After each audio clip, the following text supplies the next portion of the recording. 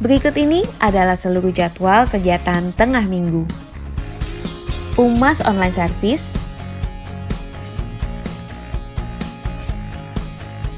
JZN Youth Online Service.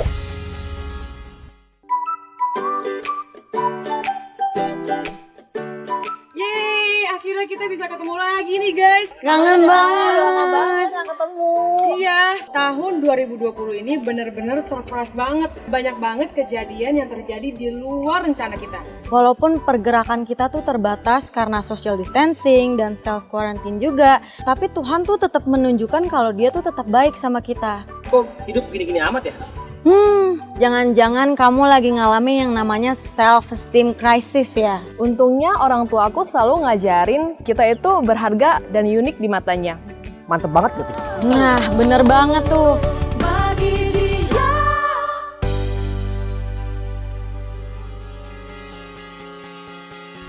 Bagi Bapak Ibu Saudara yang membutuhkan dukungan doa, dapat mengisi prayer request dan praise report untuk kesaksian Bapak Ibu yang mengalami kebaikan Tuhan dengan cara scan QR code yang tertera di layar kaca Anda atau melalui link berikut ini. Dan juga untuk layanan konseling dapat menghubungi nomor berikut ini. Bagi Bapak Ibu Saudara yang rindu untuk memberikan persembahan dan persepuluhan, dapat melalui rekening berikut ini ataupun dapat melalui scan QR code yang tertera di layar kaca Anda. Kami informasikan bagi Bapak Ibu Saudara yang rindu untuk memberikan persembahan diakonia, dapat ditransfer melalui scan QR code yang tertera pada layar berikut ini. Dan untuk keseluruhan kegiatan di GBI Rayon 1D dapat Anda lihat melalui mobile apps GBI Rayon 1D. Deklarasi iman dalam lindungan Allah. Orang yang duduk dalam lindungan yang maha tinggi dan bermalam dalam naungan yang maha kuasa akan berkata kepada Tuhan, tempat perlindunganku dan kubu pertahananku, Allahku yang kupercayai. Sungguh Dialah yang akan melepaskan engkau dari jerat penangkap burung, dari penyakit sampar yang busuk. Dengan kepaknya Ia akan menudungi engkau, di bawah sayapnya engkau akan berlindung, kesetiaannya ialah perisai dan pagar tembok. Engkau tak usah takut terhadap kedahsyatan malam, terhadap panah yang terbang di waktu siang, terhadap penyakit sampar yang berjalan di dalam gelap, terhadap penyakit menular yang mengamuk di waktu petang. Walau 1000 orang rebah di sisimu dan 10.000 di sebelah kananmu, tetapi itu tidak akan menimpamu. Engkau hanya menontonnya dengan matamu sendiri dan melihat pembalasan terhadap orang-orang fasik. Sebab Tuhan ialah tempat perlindunganmu, yang maha tinggi telah kau buat tempat perteduhanmu. Malapetaka tidak akan menimpa kamu dan tulah tidak akan mendekat kepada kemahmu. Sebab malaikat-malaikatnya akan diperintahkannya kepadamu untuk menjaga engkau di segala jalanmu. Mereka akan menatang engkau di atas tangannya, supaya kakimu jangan terantuk pada batu. Singa dan ular tedung akan kau langkahi, engkau akan menginjak anak singa dan ular naga. Sungguh hatinya melekat kepadaku, maka aku akan meluputkannya, aku akan membentenginya sebab ia mengenal namaku. Bila ia berseru kepadaku, aku akan menjawab, aku akan menyertai dia dalam kesesakan, aku akan meluputkannya dan memuliakannya. Dengan panjang umur akan kukenyangkan dia dan akan kuperlihatkan kepadanya keselamatan daripadaku. Amin.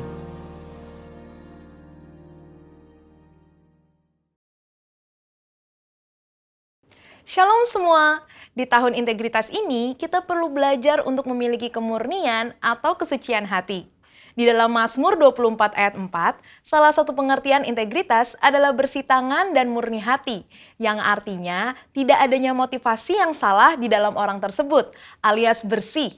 Dan jika kita ingin belajar tentang kemurnian atau kesucian hati, kita harus belajar dari ahlinya, yaitu Tuhan Yesus, the man of integrity. Ada ungkapan yang mengatakan, jika kita ingin belajar, belajarlah dari ahlinya. Artinya, kita harus totalitas dalam belajar dan belajar dari mereka yang tidak hanya menguasai teori, tetapi juga telah mempraktekkan dan menghidupi yang diajarkannya. Sehingga dapat dikatakan bahwa Yesus adalah guru agung dan teladan kita dalam hal kesucian hati. Mari kita belajar bersama beberapa teladan dari kehidupan Yesus mengenai kesucian hati. Yang pertama, Yesus tidak memiliki motivasi yang salah. Di dalam Matius 4 ayat 1-11, Yesus membuktikan dirinya bukan melalui kehebatan pelayanan, tetapi dari ketaatan, firman, dan perintah Tuhan saja. Setelah Yesus selesai berpuasa 40 hari, iblis mencoba Yesus dan melontarkan kata, "Jika engkau anak Allah," sebanyak 2 kali, di mana iblis seolah-olah menggoda Yesus untuk membuktikan dirinya sebagai anak Allah. Tetapi Yesus tidak berusaha membuktikan dirinya dengan mengikuti kehendak iblis, melainkan dengan menunjukkan ketaatannya kepada perintah Allah di dalam firman Tuhan. Mengikuti teladan Tuhan Yesus dalam hal kesucian hati, artinya kita tidak memiliki motivasi untuk membuktikan diri melalui kehebatan pelayanan kita, atau bahkan berusaha lebih menonjol dibandingkan Tuhan Yesus sendiri. Marilah kita menunjukkannya melalui ketaatan kita akan perintah dan kehendak Tuhan. Selain itu, di dalam Matius 9 ayat 35-36, dengan sangat jelas terlihat bahwa motivasi Tuhan Yesus dalam pelayanan adalah belas kasihan akan jiwa-jiwa yang lelah dan terlantar, seperti domba tanpa gembala. Jadi, apa motivasi pelayanan kita? Ingin terkenal, kekayaan, penghargaan, atau pengakuan dari orang lain? Mari kita cek motivasi pelayanan kita dengan kembali pada teladan Tuhan Yesus. Kita juga dapat belajar dalam Matius 10 ayat 7-8, di mana Yesus memperingatkan bahwa kamu telah memperolehnya dengan cuma-cuma. Karena itu, berikanlah pula dengan cuma-cuma. Murid-murid Yesus diperingatkan untuk tidak mencari keuntungan dari kuasa yang mereka miliki untuk mengadakan berbagai mujizat. Semuanya harus dilakukan cuma-cuma untuk menunjukkan sifat Injil Kerajaan, yaitu anugerah yang diberikan secara cuma-cuma. Kita tahu bahwa perbuatan baik Kristus untuk kita adalah cuma-cuma, sehingga seharusnya kita juga berbuat baik kepada orang lain dengan cuma-cuma. Selanjutnya, teladan Yesus yang kedua dalam hal kesucian hati adalah fakta bahwa Yesus tidak mencari pujian bagi diri sendiri. Salah satu bagian dari khotbah Tuhan Yesus di bukit dalam Matius 6 ayat 1-7, ia mengajarkan tentang hal memberi sedekah dan berdoa. Yesus mengingatkan supaya sedekah, doa, dan ibadah kita cukup Bapa kita di surga saja yang mengetahuinya.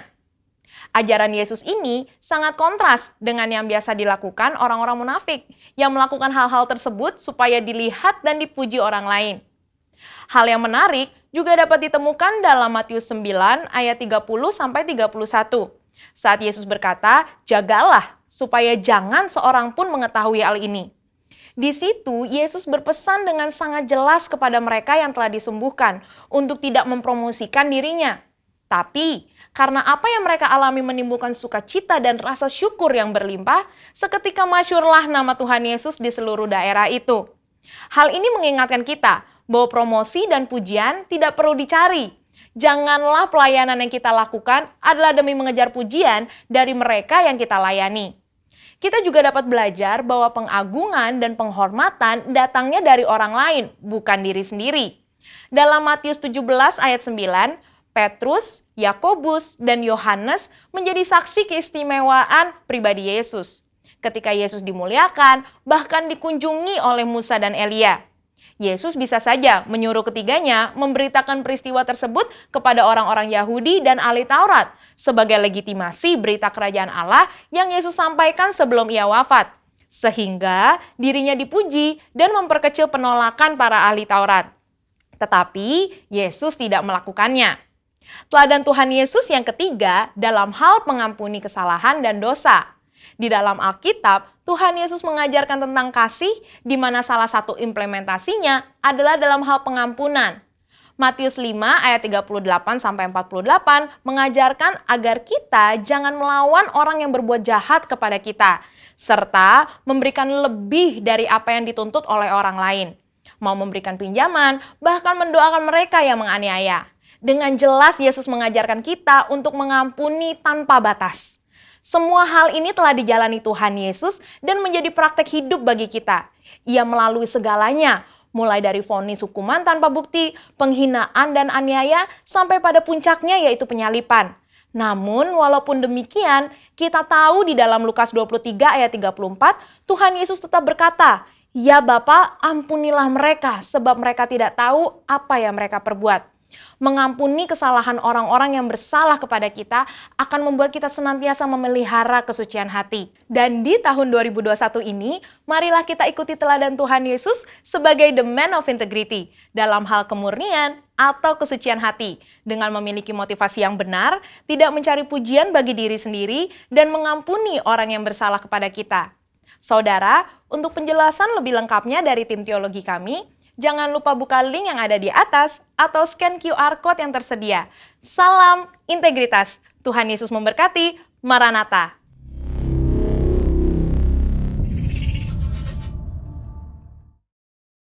Shalom. Di bawah kepak sayapnya kita akan berlindung dan kita aman di dalamnya. Karena kita punya Allah yang besar. Mari sambut dengan kemuliaan bagi Allah kita. Come on, praise Him. Woo! Yes.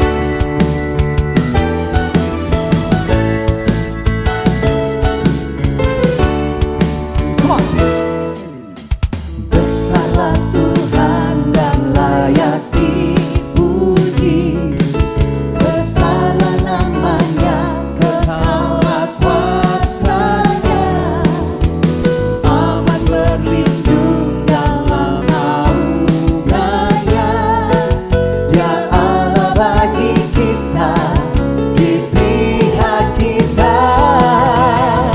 Terpujilah Tuhan, terbukti kuasanya. Dia telah menunjukkan kasih-Nya pada kita. Sebab Tuhanlah bangkit menyayangi kita. Terpujilah Tuhan, terpuji namanya. Yesus Allah perkasa. Engkau layak kami puji, kami sembah. Come on. Besarlah Tuhan dan layak dipuji. Besarlah namanya, kekallah kuasanya. Amat berlindung dalam naungannya. Yang Allah bagi kita, di pihak kita. Oh, terpujilah Tuhan, terbukti kuasanya. Dia telah menunjukkan kasih-Nya pada kita. Sebab Tuhanlah bangkit menyayangi kita. Terpujilah Tuhan, terpuji namanya. Yesus Allah perkasa. Terpujilah Tuhan, terbukti kuasanya. Dia telah menunjukkan kasih-Nya pada kita. Sebab Tuhanlah bangkit menyayangi kita. Terpujilah Tuhan, terpuji namanya. Yesus Allah perkasa. Terpujilah, oh pujilah Tuhan, terpuji namanya. Yesus Allah perkasa. Yesus Tuhan, oh Yesus Allah perkasa. Kami memuji nama-Mu Tuhan. Mari sama-sama perkasa. Haleluya. Thank you Lord. Yes, Lord Jesus. Oleh kuasa darah-Mu kami ditebus Tuhan. Oleh kuasa darah-Mu kami diselamatkan. Terima kasih ya Abah. Terima kasih Bapa. Kami masuk hadirat-Mu lebih lagi. Thank you Lord. Saat ku masuk ke hadirat-Mu, bawa persembahan ke tempat kudus-Mu. Pujian ku naikkan, sembahku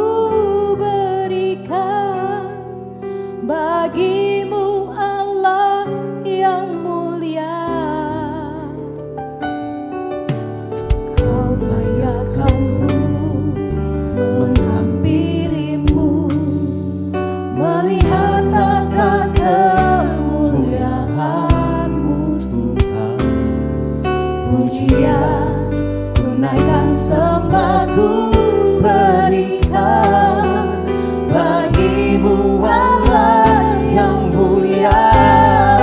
Oleh kuasa darahmu kau telah tebus dosaku, kekudusanmu melingkupiku, kasihmu mengalir memulihkan hidupku. Sungguh besar anugerahmu, kau selamatkan hidupku. Ku menjadi ciptaan yang baru oleh kuasa darahmu. Bahwa kami masuk dalam hadirat-Mu lebih lagi ya Tuhan. Saat ku masuk ke hadirat-Mu, bawa persembahan ke tempat kudus-Mu. Pujian, tunaikan sembahku berikan bagimu Allah yang mulia.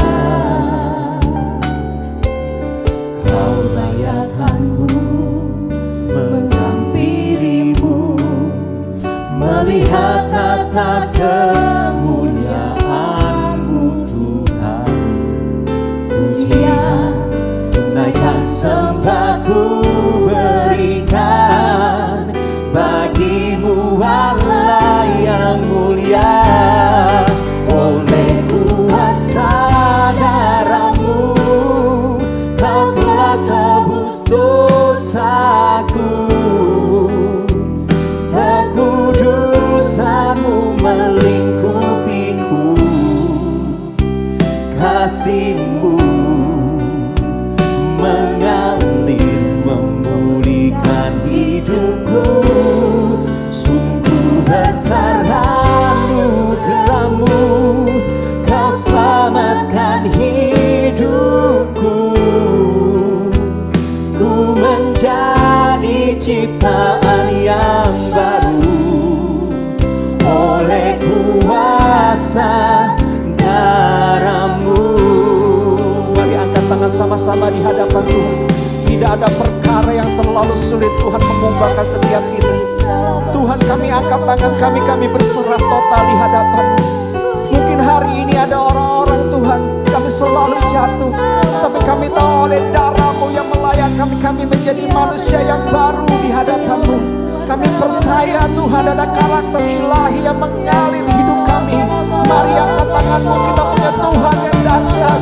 Dia lala basyata karalabo.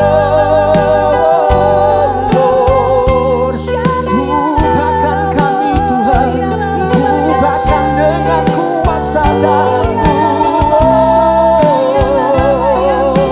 Jesus, oleh kuasa darah-Mu, Oleh kuasa darahmu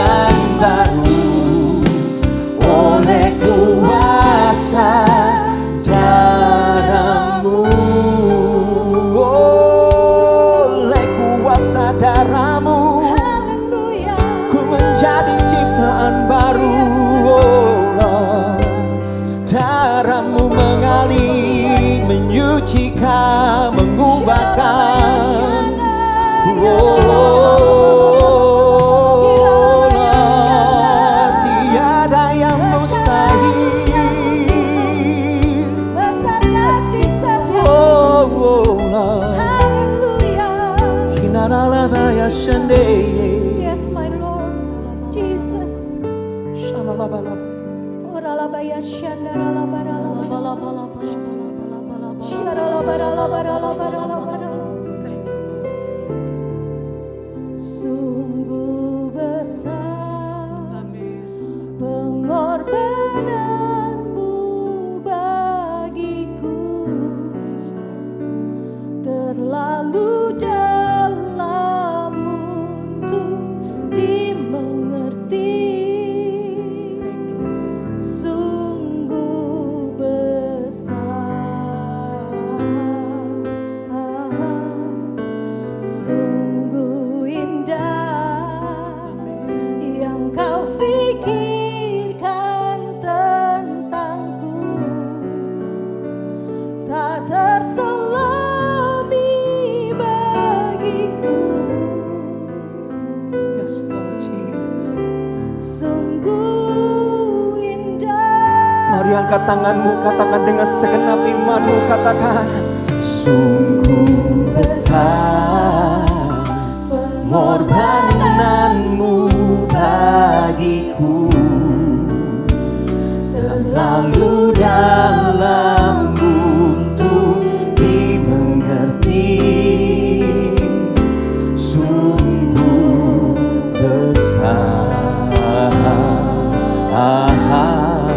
sungguh indah yang kau pikirkan tentangku, tak terselami bagiku. Engkau sungguh indah ya Tuhan Yesus. Mari dengan segenap iman, segenap hati di hadapan Tuhan. Oh yes Lord, sungguh besar, yeah. Sungguh besar pengorbananmu bagiku, terlalu dalam untuk dimengerti. Sungguh besar,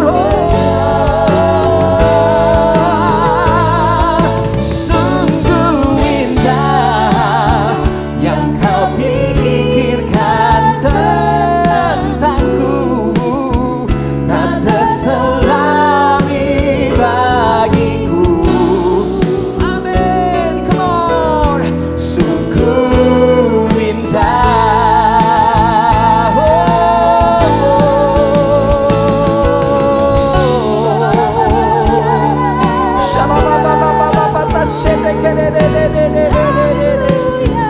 thank you Lord,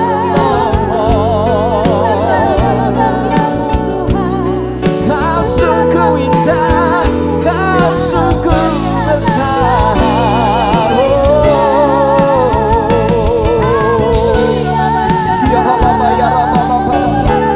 Inilah penyembahan kami umat-Mu Tuhan, dari rumah demi rumah dan nyanyian Tuhan, yang membawa dupa yang harum di hadapan-Mu ya Allah.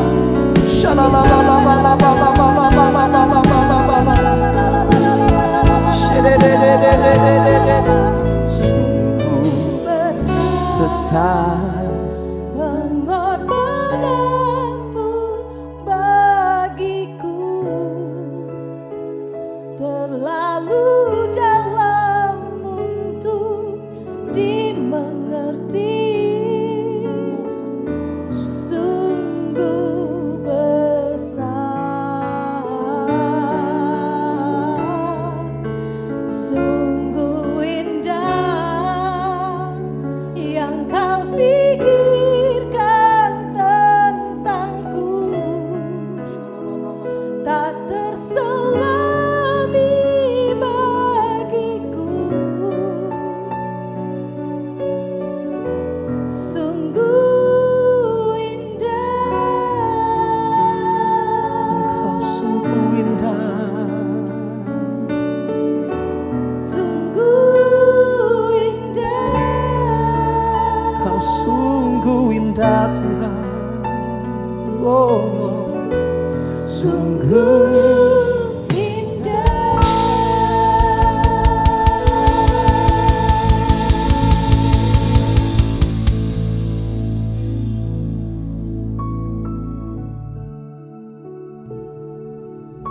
Shalom. Mari saudara-saudara yang terkasih, kita bersatu hati dan bersepakat berdoa bagi saudara-saudara kita yang sedang mengalami pergumulan dan masalah hari-hari ini. Bapa di surga, kami bawa anakmu yang saat ini sedang mengalami sakit di telinganya. Bapa, kiranya Engkau menjamah dan memulihkan telinganya saat ini juga ya Bapa. Kami bersatu hati memintanya di dalam nama Tuhan kami Yesus Kristus. Kami katakan oleh bilu-bilu darah Tuhan Yesus Engkau disembuhkan. Kami juga berdoa buat anakmu yang sedang bergumul untuk bisa diterima di jurusan yang diinginkan di universitas yang terbaik. Bapa, mari campur tangan. Berikan hikmat, pengetahuan, dan sertai dia dalam ujian masuk universitas. Dan buka jalan agar dia diterima di jurusan yang terbaik yang Tuhan sudah rencanakan buat hidup dia. Agar dia memaksimalkan potensi yang sudah Tuhan taruh dalam hidupnya. Kami juga berdoa buat anakmu ya Bapa, yang mau merintis usaha yang baru. Beri tuntunanmu dan petunjukmu ya Aba. Beri kepekaan untuk telinga dan hatinya untuk bisa mendengar suara Tuhan dengan jelas. Berikanlah konfirmasi demi konfirmasi untuk dia berani melangkah dalam nama Tuhan kami Yesus Kristus. Juga kami berdoa buat anak-anakmu yang sedang depresi karena masalah dalam keluarganya dan juga karena kehilangan pekerjaannya. Bapa, kami lepaskan damai sejahtera-Mu yang melampaui segala akal untuk memelihara hati dan pikiran mereka di dalam Kristus Yesus Tuhan. Jadilah tenang dan jadilah kuat di dalam nama Tuhan kami Yesus Kristus. Tuhan Yesus, berilah jalan keluar, karena hanya kepadamu mereka berharap. Nyatakanlah kedahsyatan-Mu dalam hidup mereka. Bapak, kami juga mau mengucap syukur untuk jawaban doa yang kami terima. Untuk kesembuhan Oma yang sudah berumur 88 tahun dari COVID-19. Orang yang percaya kepada Tuhan tidak pernah dipermalukan. Terima kasih Tuhan Yesus. Kami juga bersyukur karena Tuhan bukan hanya menyembuhkan seorang ibu dari COVID-19, tapi juga telah memulihkannya dari sakit stroke-nya. Terus Tuhan pulihkan dengan sempurna. Juga kami bersyukur untuk anakmu yang bisa menyelesaikan studi S2-nya. Walaupun sepanjang tahun 2020 dia mengalami banyak sakit yang serius. Kami percaya Engkau yang telah memberikannya kekuatan. Terima kasih Tuhan Yesus, inilah doa-doa kami dan ucapan syukur kami. Kami serahkan padamu Tuhan Yesus Kristus, Anak Allah yang kudus yang kami kasihi. Amin. Tema bulan ini adalah obedience, yaitu ketaatan. Kiranya pada saat kita duduk diam dan mendengarkan isi hati Tuhan, Roh Kudus membajak hati kita, agar kita memiliki ketetapan hati untuk mau mentaati setiap firman-Nya. Mari siapkan hati kita untuk mendengarkan kebenaran firman Tuhan yang akan dibagikan oleh hamba-Nya yang diurapi, Pastor Kiki Haryadi dengan disertai perjamuan kudus. Tuhan Yesus memberkati. Shalom Bapak Ibu sekalian, anak-anak muda, anak-anak sekolah minggu. Kita berjumpa kembali di dalam kebaktian online di bulan Februari di tahun 2021. Saya berdoa berharap semuanya di dalam kondisi yang baik, sehat, berbahagia, bersemangat terus di dalam Yesus Kristus Tuhan. Nah mari sebelum kita mendengarkan kebenaran firman Tuhan, saya ajak semuanya kita berdoa bersama-sama. Kembali kami mengucapkan syukur Tuhan buat kasih-Mu, buat kebaikan-Mu, buat perlindungan Tuhan buat kami semua, sehingga kami boleh ada seperti kami ada pada hari ini. Tuhan, biar Tuhan Kau berbicara bagi setiap kami, Kau menuntun setiap kami Tuhan, untuk kami berjalan di dalam kebenaran firman-Mu, di dalam tuntunan-Mu Tuhan, sehingga kami akan melihat perbuatan Allah, pertolongan Allah yang nyata di dalam hidup kami ini Tuhan. Urapi hamba-Mu yang tidak ada apa-apa ini Tuhan, mampukan hamba-Mu untuk bisa menyampaikan kebenaran firman-Mu Tuhan. Urapi hamba-Mu dan juga setiap kami Tuhan, urapi Tuhan. Dan saat ini dengan otoritas daripada Tuhan Yesus Kristus, saat ini kami patahkan setiap siasat manusia dalam nama Yesus, dan kami merubuhkan setiap kubu-kubu yang didirikan oleh keangkuhan, kesombongan manusia untuk menghalangi pengenalan akan Allah. Saat ini kami rumpuhkan di dalam nama Yesus, dan kami mau tawan segala pikiran, dan kami mau taklukkan di bawah kaki-Mu Tuhan. Biar Roh Kudus yang berkuasa berdaulat sepenuhnya atas pikiran hati kami. Terima kasih Tuhan, di dalam nama Yesus kami berdoa dan mengucapkan syukur. Haleluya. Amin. Nah, Bapak sekalian, kita bersyukur kita dituntun oleh Tuhan memasuki tahun 2021 ini bicara tentang tahun integritas, tahun integrity. Ini sesuatu yang sangat penting untuk semua kita mengetahui betapa pentingnya untuk kita ini memiliki integritas di dalam hidup kita ini, supaya hidup kita menjadi terang dan garam, bisa menjadi berkat bagi banyak orang. Nah, pada bulan Februari ini, mari setiap kita ini mau belajar tentang salah satu bentuk integritas, bicara tentang ketaatan atau obedience.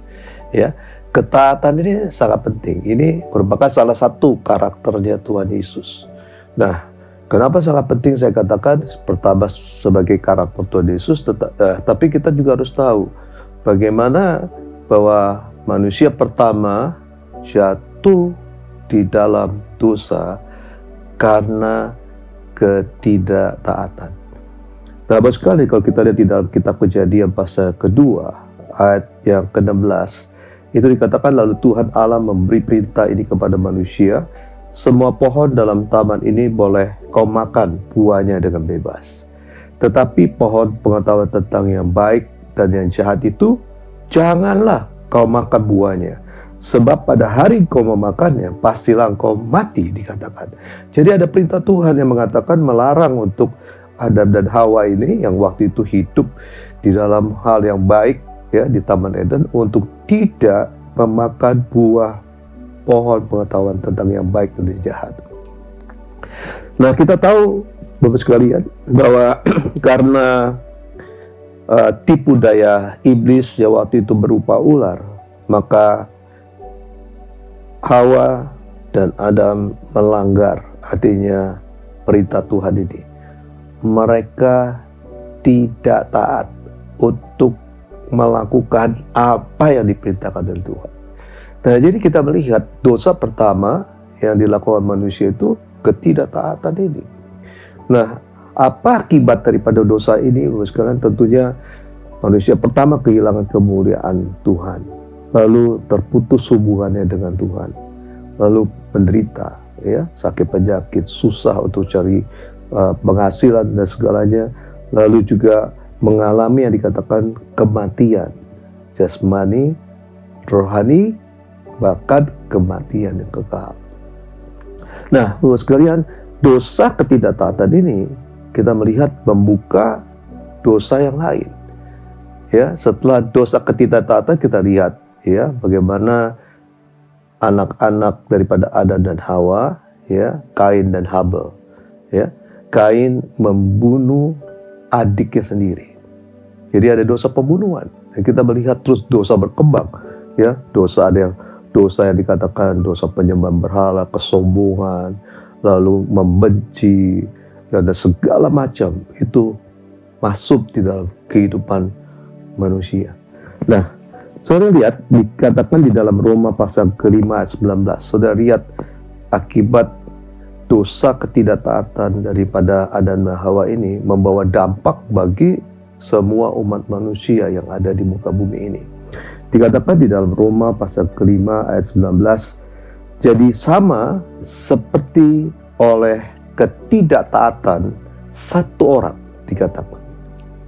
Siapa ketidaktaatan satu orang? Itu Hawa dan Adam. Semua orang telah menjadi orang berdosa. Saudara dan saya ini, ya, kita jadi orang berdosa karena kita memiliki dosa asal dari nenek moyang kita, Adam dan Hawa, dan juga termasuk juga dosa kita pribadi. Jadi saudara lihat dampak ketidaktaatan itu besar di dalam kehidupan manusia, ya, sehingga menyebabkan dikatakan Alkitab semua manusia sudah jatuh dalam dosa, kehilangan kemuliaan Allah, dan upah dosa itu maut, kematian yang kekal. Nah, itu sebabnya Bapak sekalian kita melihat bahwa manusia sudah jatuh dalam dosa. ada kematian kekal menanti. Tetapi firman Allah berkata, karena begitu besar kasih Allah kepada dunia ini, maka dia mengutus putra yang tunggal, sehingga setiap orang yang percaya tidak binasa, melainkan beroleh hidup yang kekal. Nah, kita lihat sekarang tentang apa yang Tuhan Yesus kerjakan di dalam karya penyelamatan umat manusia yang sudah jatuh di dalam dosa ini. Dan dalam Filipi pasal kedua ayat yang ke-8 dikatakan, dan dalam keadaan sebagai manusia ia telah merendahkan dirinya, dikatakan, dan taat sampai mati, bahkan sampai mati di kayu salib. Itulah sebabnya Allah sangat meninggikan dia dan mengaruniakan kepadanya nama di atas segala nama, supaya dalam nama Yesus bertekuk lutut segala yang ada di langit dan yang ada di bumi dan yang ada di bawah bumi, dan segala lidah mengaku Yesus Kristus adalah Tuhan bagi kemuliaan Allah Bapa. Nah, Bapak sekalian, jadi Tuhan Yesus datang ke muka bumi ini, ya, menjalankan satu karya penyelamatan yang agung, yang sangat luar biasa. Nah, dikatakan Tuhan datang ke muka bumi ini, dia dikatakan merendahkan dirinya, ya, meninggalkan segala kemuliaannya, kebesarannya, keilahiannya untuk jadi seorang manusia yang lahir di tempat yang paling hina, ya, di kandang domba. Dan Bapak sekalian, perjalanan Tuhan Yesus ke depan Tuhan Yesus itu seperti ada skenario yang sedemikian rupa, ada road map-nya, bagaimana dia harus menjalani segala sesuatu. Nah, Bapak sekalian, ada satu yang menarik, dikatakan bahwa Yesus taat sampai mati, bahkan sampai mati di kayu salib. Nah, ini satu pelajaran yang kita mau belajar dari tokoh yang sangat luar biasa, the man of integrity, yaitu Yesus Kristus Tuhan. Dia lahir di muka bumi ini, menjalankan apa yang menjadi kehendak Bapa sejak dia lahir sampai dia mati di kayu salib. Itu tidak pernah Tuhan Yesus tidak taat, tetapi dia taat sepanjang hidupnya sebagai manusia di muka bumi ini. Dan itulah menjadi contoh buat setiap kita, untuk kita taat kepada Tuhan, tidak hanya sebatas waktu-waktu tertentu, tetapi sepanjang hidup kita, ya, sampai kita selesai tentunya hidup kita di muka bumi ini. Nah, di dalam Roma pasal kelima ayat 18, Rasul Paulus juga menekankan ini, ya, bicara tentang ketaatan. Sebab aku tidak akan berani berkata-kata tentang sesuatu yang lain, kecuali tentang apa yang telah dikerjakan Kristus olehku, yaitu untuk memimpin bangsa-bangsa lain kepada ketaatan oleh perkataan dan perbuatannya. Saudara lihat bahwa Rasul Paulus mendapat tugas dari Tuhan untuk membawa bangsa-bangsa lain untuk bertobat, menerima Yesus menjadi Tuhan dan Juru Selamat, tetapi tentunya itu untuk menjadi bangsa yang hidup dengan taat, ya, baik dengan perkataan dan perbuatan. Nah, saya mau waktu itu saya cari tahu tentang apa sih arti taat ini, ya, ketaatan. Nah, di dalam bahasa Indonesianya, taat itu, kamus bahasa Indonesia dikatakan senantiasa tunduk. Senantiasa tunduk. Tidak hanya waktu-waktu tertentu, tetapi dikatakan senantiasa tunduk kepada Tuhan, pemerintah, dan sebagainya. Yang kedua, ketaatan atau taat itu bicara tidak berlaku curang. Yang ketiga dikatakan taat itu bicara orang yang hidupnya saleh atau kuat beribadah, ya. Jadi ketaatan itu tentunya adalah melakukan, artinya tunduk, melakukan senantiasa apa yang diperintahkan oleh Tuhan seumur hidupnya.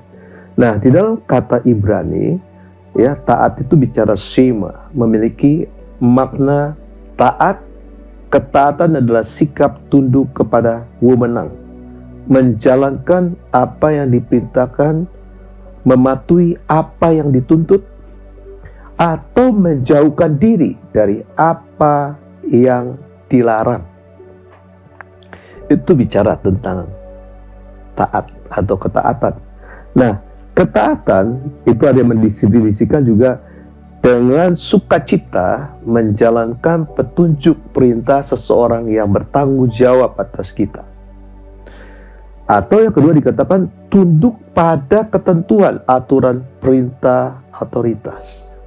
Nah, ini yang kita harus miliki sebagai orang-orang yang percaya, orang-orang Kristen.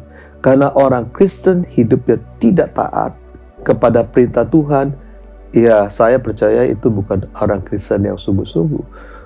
Dia tidak akan bisa menjadi terang dan garam. Dia tidak akan menjadi role model, menjadi contoh bagi orang lain. Tetapi setiap daripada kita ini ya harus betul-betul menjadi orang-orang yang taat senantiasa. Nah, sampai Tuhan Yesus berkata begini. Di dalam Yohanes pasal ke-14-15, saudara perhatikan Bapak sekalian. Ya, bagaimana ketaatan ini penting karena Tuhan Yesus berkata begini, jikalau kamu mengasihi aku, jikalau kamu mengasihi aku, kata Tuhan, kamu akan menuruti segala perintahku. Jadi artinya seseorang yang dikatakan mengasihi Tuhan bukan hanya dia bisa doa, bisa muji jemaat Tuhan, bisa punya waktu yang banyak, tetapi bagaimana kehidupannya? Apakah dia menjadi pelaku firman? Ya, apakah dia menghidupi firman itu senantiasa atau tidak? Dan sebab itu Tuhan Yesus katakan, jikalau kamu mengasihi aku, kamu akan menuruti segala perintahku. Ini garis bawahi Bapak sekalian untuk kita renungkan bersama-sama. Memang bukan sesuatu yang mudah, ya. Mudah untuk dikatakan, memang susah di dalam praktek, tetapi bukan sesuatu yang juga tidak mungkin untuk kita lakukan. Karena kalau Tuhan memerintahkan, saya percaya kita ini pasti sanggup, tentunya dengan pertolongan Roh Kudus, ya. Nah, ketaatan ini penting karena apa? Ketaatan ini Bapak sekalian, ini membawa kita kepada sesuatu yang luar biasa tentunya. Kita lihat waktu manusia di Taman Eden, sebetulnya hidup mereka dipenuhi, apa yang mereka perlukan semuanya tersedia. Tetapi waktu ketidaktaatan itu terjadi, maka mereka hidupnya susah, ya, hidupnya merana, hidupnya menderita.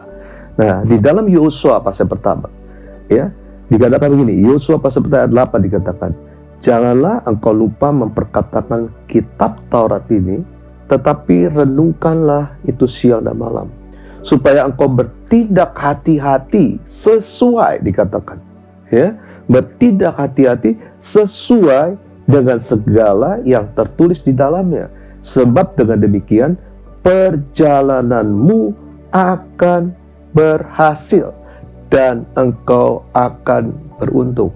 Kalau saudara baca di dalam Ulangan pasal 28, ya, yang pertama itu bicara tentang berkat, dikatakan aku memperhadapkan engkau kepada kehidupan dan kematian, kepada berkat dan kutuk. Nah, kalau kita menerima berkat, mau menerima sesuatu yang baik, dikatakan kita harus mendengar perintah Tuhan dan melakukan dengan setia. Nah, di dalam Yohanes pasal ketiga atau 36, Tuhan Yesus berkata begini, barang siapa percaya kepada anak, ia memperoleh hidup yang kekal. Tetapi barang siapa dikatakan tidak taat kepada Allah, ia tidak akan melihat hidup, melainkan murka Allah tetap ada di atasnya. Jadi seseorang akan memperoleh kehidupan yang kekal memang waktu dia bertobat terima Yesus, tetapi dia di dalam hidupnya itu harus taat kepada anak, kepada firman Tuhan Yesus, kepada Yesus sendiri. Supaya apa? Kita tentunya menyelesaikan perkara hidup kita di dunia ini dengan baik, ya, kita menyenangkan hati Tuhan, menjadi berkat, menjadi terang bagi banyak orang, dan kita masuk di dalam tentunya kehidupan yang kekal. Nah, ada beberapa quote yang saya ambil di sini dari bicara tentang ketaatan, sesuatu yang baik Bapak sekalian, supaya kita juga juga bisa semakin memahami betapa pentingnya ketaatan. Ya, dikatakan there will be no peace in any soul until it is willing to obey the voice of God. Jadi seseorang akan menerima damai sejahtera di dalam jiwanya, ya, di dalam rohnya, itu kalau kita hidup taat akan perintah Tuhan. Kalau kita tidak melakukan, tentunya nggak ada damai sejahtera dalam hidup kita. Nah, lalu dikatakan juga faith and obedience come first, then God answer prayer. Jadi dikatakan iman dan ketaatan itu harus yang pertama-tama. Karena kita tahu iman tanpa perbuatan mati. Kalau kita cuma percaya, kita tidak menjadi pelaku firman, mati, nggak ada artinya, Bapak sekalian. Tetapi dikatakan faith and obedience come first, then God answer prayer. Jadi waktu kita artinya memiliki iman, lalu kita taat kepada firman-Nya, maka apa yang menjadi pergumulan, apa yang menjadi doa kita, apa yang menjadi keinginan kita, pasti akan dijawab oleh Tuhan. Nah, lalu Bapak sekalian, dikatakan obedience to God must never be delayed. Artinya ketaatan itu kepada Tuhan tidak boleh ditunda-tunda. Ya, saya pernah mengalami ada perintah Tuhan, saya tunda-tunda. Hasilnya apa? Hasilnya merugikan. Saya bersyukur, saya minta ampun sama Tuhan, lalu saya berjalan kembali seperti apa yang Tuhan perintahkan, dan Tuhan pulihkan, Tuhan berkati, saya berlimpah-limpah. Ketaatan tidak bisa dilakukan hanya 99,9%, tetapi mesti 100% ya dilakukan secara tuntas, tidak ditangguh-tangguhkan. Lalu dikatakan begini, ya, ada lagi quote yang mengatakan obedience to God is an expression of our love for God. Jadi ketaatan itu bicara tentang ekspresi cinta kita kepada Tuhan. Jadi Bapak sekalian, tidak hanya kita muji nyembah Tuhan, tidak hanya berdoa baca Alkitab, tetapi bicara tentang mengikuti, melakukan apa yang diperintahkan Tuhan. Itu merupakan satu ekspresi, satu tanda bahwa kita mengasihi Yesus Kristus Tuhan tentunya. Nah, mari Bapak sekalian, saya mau ajak Bapak sekalian tentang apa yang Tuhan ajarkan buat kita semua, bicara tentang ketaatan ini.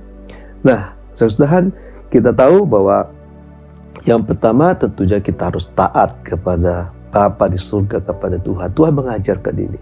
Nah, kita lihat dari satu kisah bagaimana waktu Tuhan Yesus datang ke Yohanes untuk dia minta dibaptis. Ya, di dalam Matius pasal ketiga ayat 13 yang dikatakan, maka datanglah Yesus dari Galilea ke Yordan kepada Yohanes untuk dibaptis olehnya. Tetapi Yohanes mencegah dia. Katanya, akulah yang perlu dibaptis olehmu, dan engkau yang datang kepadaku. Nah saudara, memang kita bisa melihat Tuhan Yesus adalah firman yang hidup, yang jadi manusia. Dia adalah Tuhan dan juga manusia 100%. Dia datang kepada manusia yang namanya Yohanes, bisa dibaptis.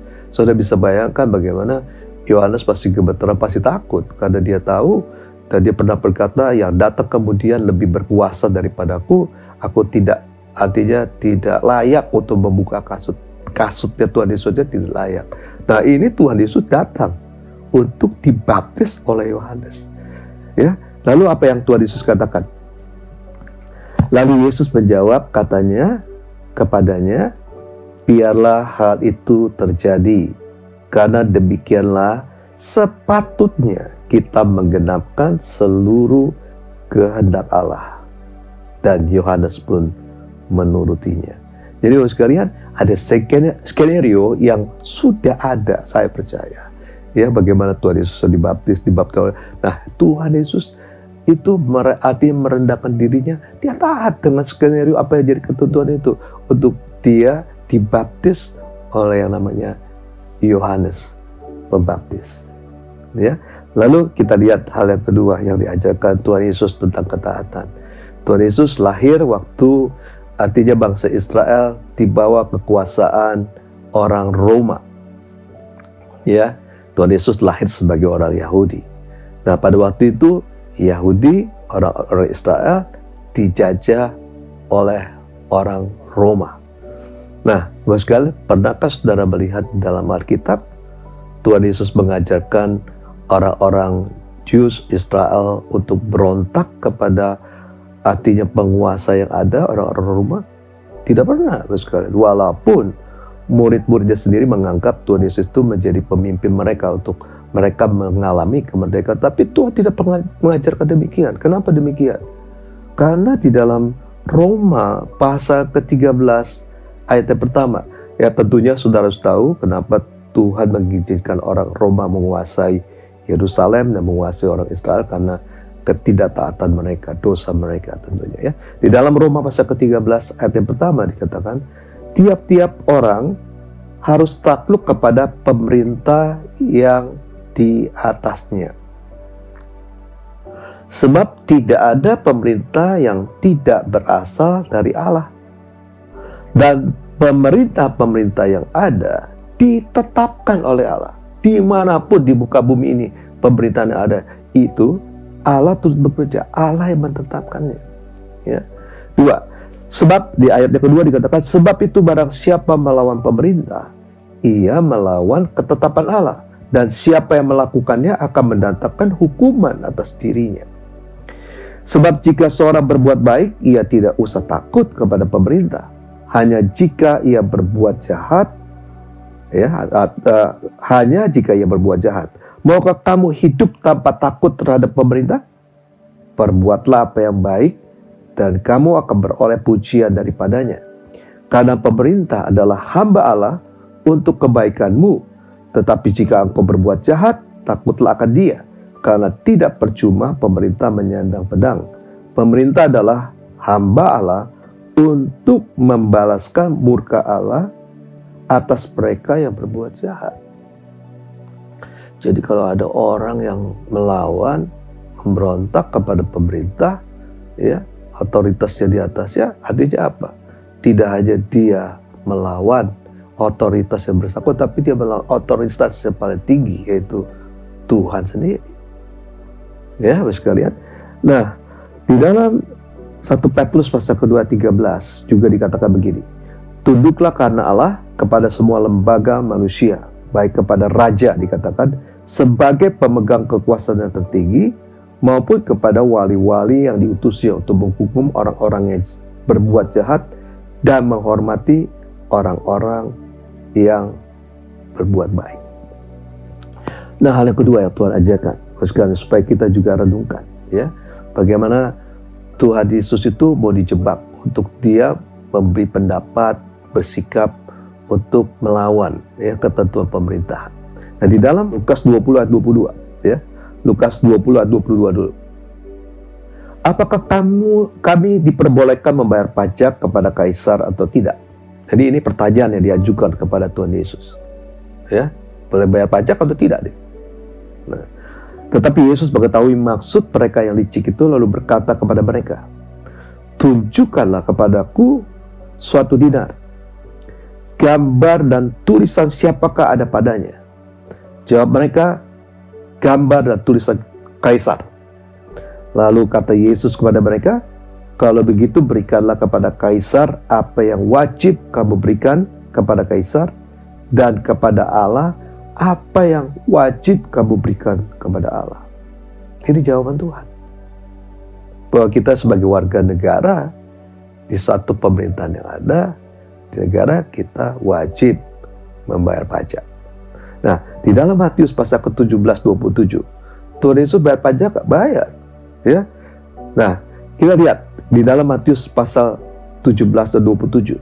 Tetapi supaya jangan kita menjadi batu sandungan bagi mereka, pergilah memancing ke danau, dan ikan pertama yang kau pancing, tangkaplah dan bukalah mulutnya. Maka engkau akan menemukan mata uang 4 dirham di dalamnya. Ambillah itu dan bayarkanlah kepada mereka bagiku dan bagimu juga. Jadi sebagai warga negara yang baik, sebagai pelaku firman, maka kita juga harus taat kepada ketentuan yang ada, yang sudah ditentukan tentunya oleh pemerintahan di mana kita berada. Ya, lalu kita melihat lagi, ya, kita belajar Bapak sekalian, bagaimana pemerintah sekarang di Indonesia tentunya yang dalam menghadapi pandemi COVID-19 ini, ya, gugus tugas sudah memberikan arahan ketentuan yang harus dipatuhi, diikuti oleh kita sebagai warga negara, supaya tentunya kita ini terbebas, kita terhindar dari COVID-19 yang semakin hari semakin mengganas dan mematikan ini. Nah, ada 5M ya Bapak sekalian, di mana kita harus melakukan sebagai orang-orang yang taat tentunya ya. Karena kita tahu pemerintah berasal dari Allah. Apa yang merupakan ketentuan yang dibuat selama itu tidak bertentangan dengan firman Allah, Bapak sekalian, itu ya ketentuan yang harus kita taati Bapak sekalian. Dan kita percaya itu dari Tuhan juga. Nah, yang kelima bicara tentang kita harus pakai masker ya. Yang kedua harus menjaga jarak, mencuci tangan, menghindari kerumunan. Yang keempat, yang kelima kita mengurangi juga mobilitas.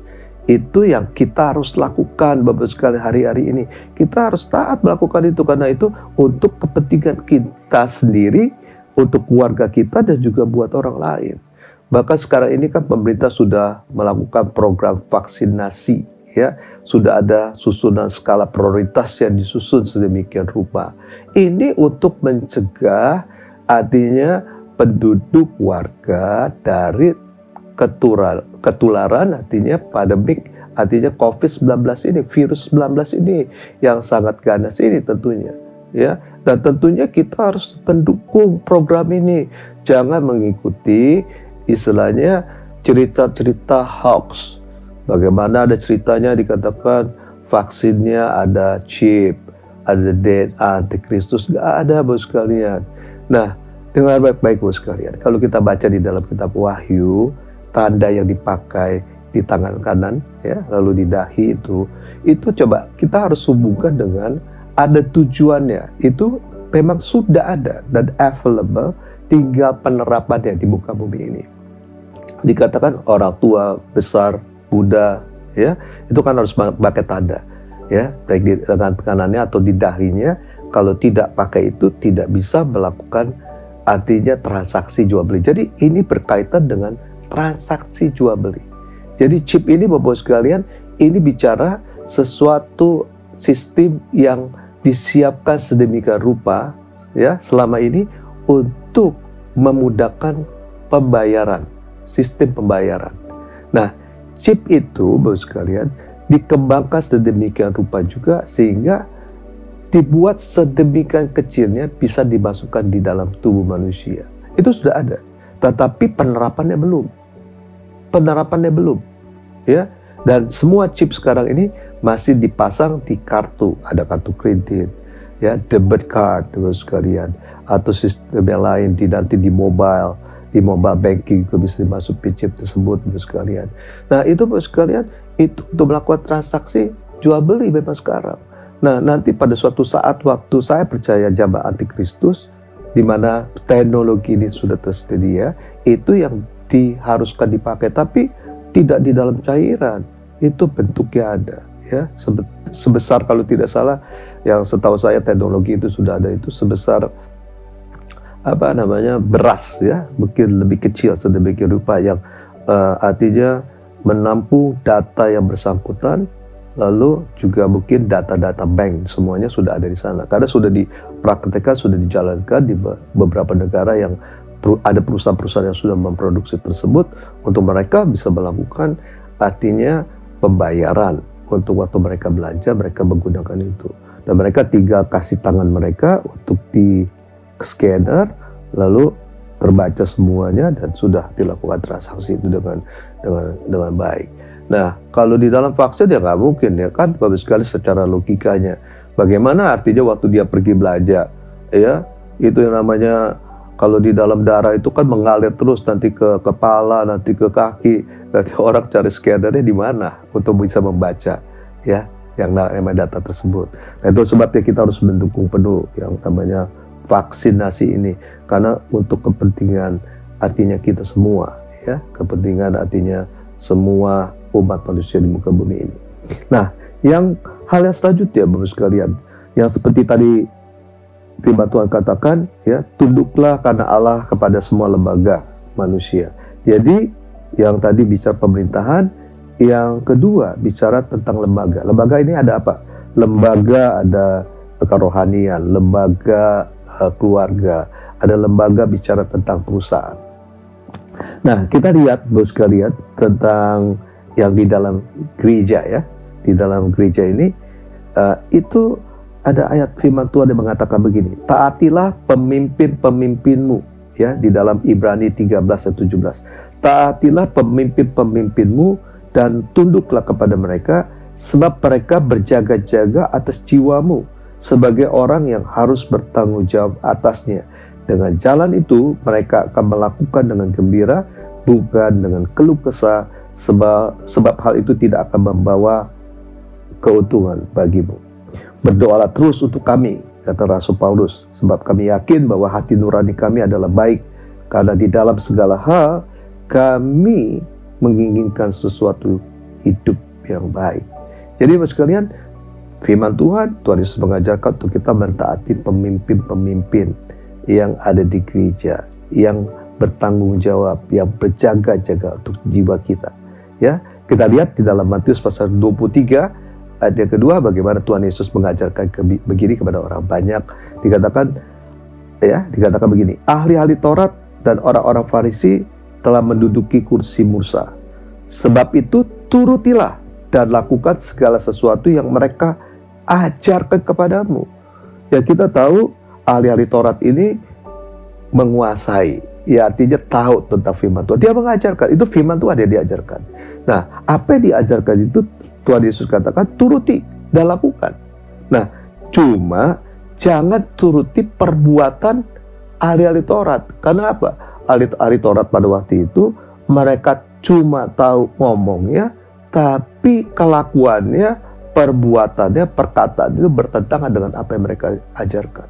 Tetapi apa yang mereka ajarkan adalah firman. Tuhan Yesus katakan, turutilah dan lakukan. Kita nggak ada urusan dengan orang-orang yang kita dengar firman itu ada sesuatu yang murni, sesuatu yang sangat dahsyat, secara luar biasa. Firman-nya kita harus lakukan. Jangan mengikuti perbuatan, kelakuan orang-orang yang mungkin memberitakan firman itu yang tidak selaras dengan itu. Nah, Bapak sekalian, saya bersyukur bahwa saya ini ada di dua lembaga, karena di lembaga sekular saya bekerja, tetap bekerja juga di gereja. Bagaimana saya belajar, bagaimana betul ketaatan itu di dua lembaga itu harus sama. Taat di gereja harus juga taat di perusahaan tentunya. Dan saya banyak belajar, ya, banyak saya diberkati hati dengan ini. Dan sekarang kalau kita bicara di gereja, saya melayani sejak tahun mungkin 92 awal sampai hari ini. Ya, sudah sekian tahun, 28 tahun saya melayani. Saya diberkati karena apa? Saya belajar untuk taat kepada pemimpin yang ada. Gembala sidang kita yang dapat tuntunan dari Tuhan, dia sampaikan, lalu kita dengar, kita renungkan, dan kita mempraktekkan itu. Dan saya melihat ada sesuatu yang sangat luar biasa tentunya, karena apa yang Tuhan kasih kepada beliau, kita dapat, kita dengar, kita taat melakukannya, dan kita melihat ya sesuatu yang nyata daripada apa yang merupakan kebenaran firman Tuhan yang disampaikan, pesan Tuhan itu disampaikan. Nah, oleh karena itu, mari Bapak sekalian, saya ajak bicara begini Bapak sekalian ya. Kita tahu kita diajarkan untuk, artinya saat-saat ini Pak Diko banyak bicara tentang bersembunyi. Bersembunyi ini Bapak sekalian, itu ada ayat firman-Nya, dan di dalam firman Tuhan itu banyak mengajarkan di dalam kondisi keadaan bahaya. Tentunya waktu saudara lihat waktu zaman orang-orang Israel berada di Mesir, ada tulah Tuhan. Waktu Tuhan memberikan hukuman kepada Mesir, saudara lihat orang Israel tidak kena. Tetapi mereka tidak kena karena apa? Karena mereka itu berada di suatu tempat seperti yang Tuhan arahkan. Mereka waktu tulah ke-10 berada di dalam rumah. Mereka waktu hujan es yang besar-besar, mereka ada di tanah Gosen. Tidak kelihatan kemana-mana. Ya, bersembunyi itu bicara kita masuk di dalam hadirat Tuhan, kita banyak memuji menyembah Tuhan, kita banyak membaca Alkitab, dan kita mengurangi kegiatan-kegiatan yang biasanya kita lakukan di zaman normal tentunya. Karena itu berbahaya buat kita di dalam pandemi COVID-19 ini. Nah, lebih banyak kita menghindar untuk itu. Ya, seperti firman Tuhan katakan, kalau orang bijak melihat malapetaka, bersembunyilah ia. Tetapi orang yang tak berpengalaman berjalan terus lalu kena celaka. Nah, ini yang Tuhan ajarkan, dari firman Tuhan yang Tuhan ajarkan ya melalui pemimpin rohani kita untuk kita bisa mempraktekkan ini supaya kita tentunya selamat, tentunya kita terhindar daripada COVID-19 ini. Nah, lalu bicara tentang persembahan sulung. Nah, ini juga ada ayat firman Tuhan yang diajarkan kepada kita semua. Dikatakan, muliakanlah Tuhan dengan hartamu, dengan hasil pertama dari segala penghasilanmu. Maka lumbung-lumbungmu akan diisi penuh sampai berlimpah-limpah dan bejana pemerahanmu akan meluap dengan air buah anggurnya. Nah, memang di dalam masa-masa sekarang, masa-masa sulit, ya memang ini satu pergumulan. Tetapi saya percaya, Bapak sekalian, waktu kita taat melakukan apa yang diperintahkan Tuhan, di dalam kondisi yang sulit, sukar sekalipun, justru disitulah kita akan melihat pertolongan Tuhan yang nyata. Ya, pertolongan Tuhan yang nyata, Bapak sekalian. Saudara harus bergumul sungguh-sungguh untuk terus bisa melakukan apa yang diperintahkan Tuhan, mempersembahkan persembahan sulung ini. Ya, kita masuk di dalam bulan Februari, kita mempersembahkan apa yang kita dapat salary yang pertama di Januari, dipersembahkan kepada Tuhan. Saya percaya itu seperti menabur benih yang subur untuk kita bisa menuai di masa-masa di depan. Nah, Bapak sekalian, juga Tuhan Yesus mengajarkan juga bagi saudara dan saya yang bekerja artinya di perusahaan, ya. Nah, ini sebagai orang-orang percaya, kita juga harus mentaati segala peraturan kebijakan, ya, ketentuan yang ada di dalam perusahaan di mana kita bekerja. Sebagai orang taat, kita harus ikut di situ. Karena saya percaya ketentuan peraturan itu semuanya kan dibuat sedemikian rupa untuk kebaikan perusahaan, juga untuk kebaikan seluruh staf karyawan yang ada. Segala sesuatu yang dibuat, saya percaya ya tidak bertentangan tentunya dengan firman Tuhan. Kecuali bertentangan, kita tidak harus ikuti. Tapi semuanya adalah untuk mendatangkan kebaikan bagi banyak orang. Nah, saya ajak Bapak sekalian, di dalam Titus pasal kedua ayat yang ke-9, Bapak sekalian, itu dikatakan begini ayat firman Tuhannya. Hamba-hamba hendaklah taat kepada tuannya dalam segala hal dan berkenan kepada mereka, jangan membantah, jangan curang, tetapi hendaklah selalu tulus dan setia, supaya dengan demikian mereka dalam segala hal memuliakan ajaran Allah, juru selamat kita.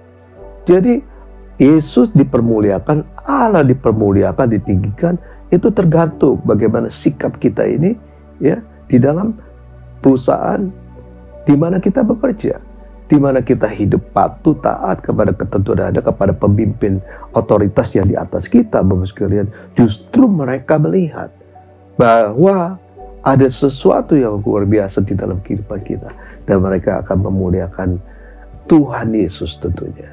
Ya, Bapak sekalian. Nah, lalu kembali kalau kita bicara di dalam lembaga, artinya keluarga, Bapak sekalian, kita tahu ada firman Tuhan katakan, hai istri tunduklah kepada suamimu seperti tunduk kepada Tuhan di dalam segala sesuatu. Nah, itu bicara tentang apa? Itu perintah Tuhan. Tetapi juga, hai suami, kasihlah istrimu seperti engkau mengasihi, artinya seperti Tuhan Yesus mengasihi jemaatnya. Jadi juga harus dilakukan. Sebagai orang taat harus melakukan ini supaya apa? Keluarganya diberkati, kehidupan suami istri diberkati secara luar biasa. Nah, bagaimana dengan artinya sikap anak-anak kepada orang tua? Nah, ini saya mau ajak anak-anak muda, anak-anak sekolah minggu, ya, bagaimana ayat firman Tuhan ini ditulis 2 kali, ya, berarti ini sesuatu yang sangat penting untuk anak-anak lakukan kepada orang tua. Nah, di dalam Efesus pasal ke-6 ayat yang pertama dikatakan, hai anak-anak, taatilah orang tuamu di dalam Tuhan, karena haruslah demikian. Hormatilah ayahmu dan ibumu. Ini adalah sesuatu perintah yang penting, seperti yang nyata dari janji ini, supaya kamu berbahagia dan panjang umurmu di bumi. Jadi anak-anak kalau mau panjang umur, diberkati hidup ya di muka bumi ini, maka harus taat kepada orang tua. Hormati orang tua. Apapun kondisi keadaan mereka, tetap harus dihormati. Ya, Kecuali ada perintah-perintah, surat-surat yang melanggar, yang tidak sama dengan kebenaran firman Tuhan, ya kita bisa tidak melakukan itu, tapi pun kita mengelaknya, artinya tidak melakukan dengan cara yang baik, cara yang sopan. Nah, di dalam Kolose pasal ketiga 20 ini diungkapkan lagi tentang perintah ini. Dikatakan, hai anak-anak, taatilah orang tuamu dalam segala hal, karena itulah yang indah di dalam Tuhan. Dikatakan, ya, hai anak-anakku, taatilah orang tuamu dalam segala hal, karena itulah yang indah di dalam Tuhan. Ya, itulah yang indah di dalam Tuhan waktu anak-anak mentaati, menghormati orang tuanya. Nah, bagi orang-orang yang cerita jadi pemimpin, tentunya juga ada firman Tuhan. Bagaimana juga harus menjaga, memperhatikan orang-orang yang berada di bawahannya. Itu perintah Tuhan. Dikatakan begini, ya. Itu di ayat firman Tuhan banyak diajarkan untuk kita ini untuk memperhatikan. Artinya, karena apa? Karena hamba-hamba ini, orang di bawah kita ini juga punya Tuhan yang sama seperti apa yang kita percayai. Tuhannya kan sama. Itu sebabnya harus diperlakukan dengan adil, diperlakukan dengan baik, dikasihi, diperhatikan, supaya mereka pun artinya memberkati, artinya juga melakukan hal yang baik juga buat artinya para pemimpin juga. Nah, mari Bapak sekalian, untuk bisa hidup taat, ya, untuk bisa hidup taat, Bapak sekalian, memang harus memiliki kerendahan hati. Orang yang rendah hati pasti percaya, dia menyadari bahwa kita ini manusia yang tidak luput dari kesalahan. Gak ada manusia yang sempurna. Kekuatan kita terbatas, kemampuan kita terbatas. Banyak kekurangan yang masih kita lakukan. Nah, itulah sebabnya kalau orang rendah hati, dia akan terbuka untuk teguran, untuk nasihat dari firman Tuhan. Nah, itu penting, karena kalau orang nggak memiliki rendah hati, nggak mungkin bisa. Nah, sudah lihat di dalam tadi ayat yang kita baca, Tuhan itu merendahkan dirinya sedemikian rupa. Nah, kita harus memiliki hal yang sama, memiliki rendah hati. Yang kedua adalah hati yang bersih dan tulus. Karena kembali hati ini yang menentukan sikap perilaku kita, ya, baik perkataan, pikiran, dan juga sikap, artinya tindakan kita yang kita akan lakukan. Dan di dalam Yeskiel pasal ke-36, Bapak sekalian, ayat yang terakhir saya bacakan buat saudara, ayat 27 dikatakan, Rohku akan kuberikan diam di dalam batinmu, dan aku akan membuat kamu hidup menurut segala ketetapanku, dan tetap berpegang pada peraturan-peraturanku dan melakukannya. Dan kamu akan diam di dalam negeri yang telah kuberikan kepada nenek moyangmu, dan kamu akan menjadi umatku, dan aku akan menjadi Allahmu. Nah, dikatakan Roh Tuhan akan diberikan diam di dalam batin kita, di dalam hati yang tulus, hati yang bersih, hati yang murni. Supaya apa? Roh ini membantu, ya, dengan artinya ada kemauan, ada sesuatu yang kita ingini, kerinduan untuk kita hidup taat, maka Roh Kudus akan memampukan kita melakukan itu.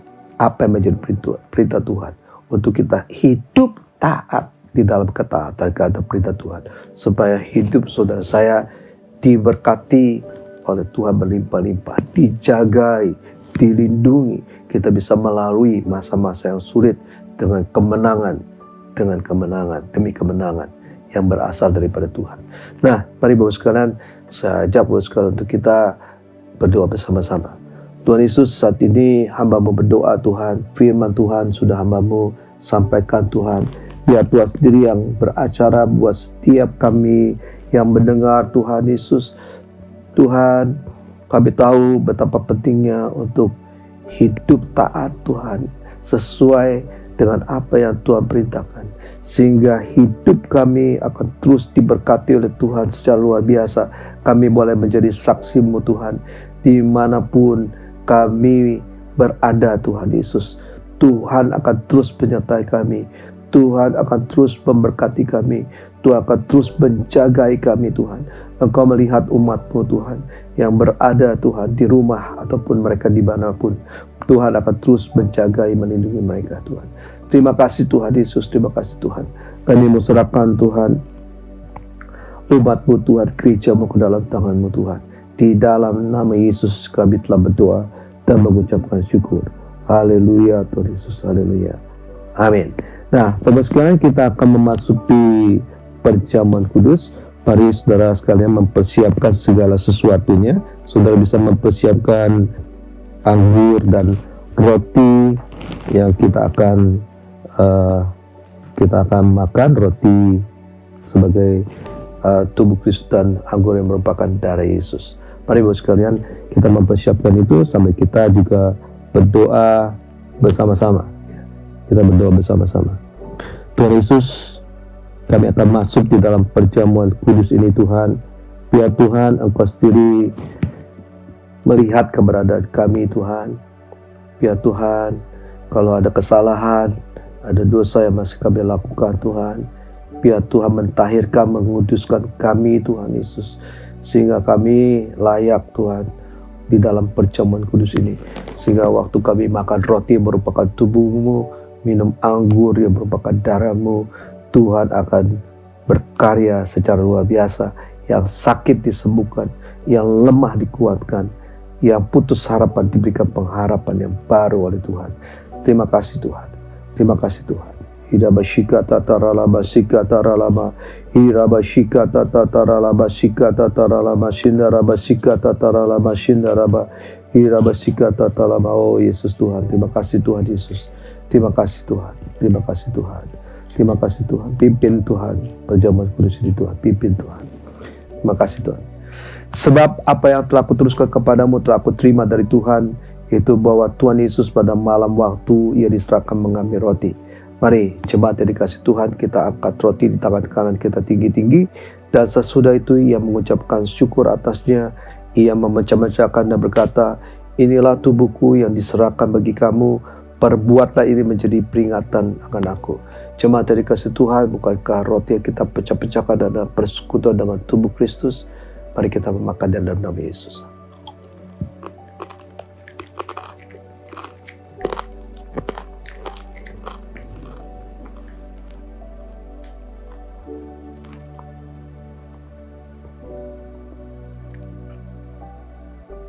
Dan mari kita angkat cawan anggur kita tinggi-tinggi. Demikian juga yang mengambil cawan sesudah makan lalu berkata, cawan ini adalah perjanjian baru yang dimeteraikan oleh darahku. Perbuatlah ini setiap kali kamu meminumnya menjadi peringatan akan aku. Jemaat yang dikasih Tuhan, bukankah cawan anggur yang di atasnya kita coba syukur adalah persekutuan dengan darah Yesus. Mari kita meminumnya dalam nama Yesus. Oh Yesus, terima kasih Tuhan. Terima kasih Tuhan Yesus. Mari kita nyanyikan, kita mengucapkan syukur. Terima kasih kepada Tuhan. Oh Jesus, Jesus, Jesus, Jesus. Oh Jesus. Terima kasih Yesusku, terima kasih Yesusku. Puji syukur hanya bagi Tuhanku. Terima kasih Yesusku, terima kasih Yesusku. Puji syukur hanya bagi Tuhanku. Terima kasih Yesusku, terima kasih Yesusku. Puji syukur hanya bagi Tuhanku. Terima kasih Yesusku, terima kasih Yesusku. Puji syukur hanya bagi Tuhanku. Puji syukur hanya bagi Tuhanku. Puji syukur hanya bagi Tuhanku.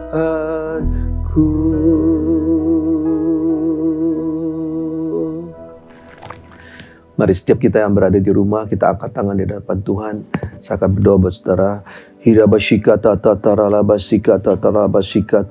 Kau melihat Tuhan, kami yang ada dimanapun Tuhan, yang ada di rumah, dimanapun kami berada Tuhan.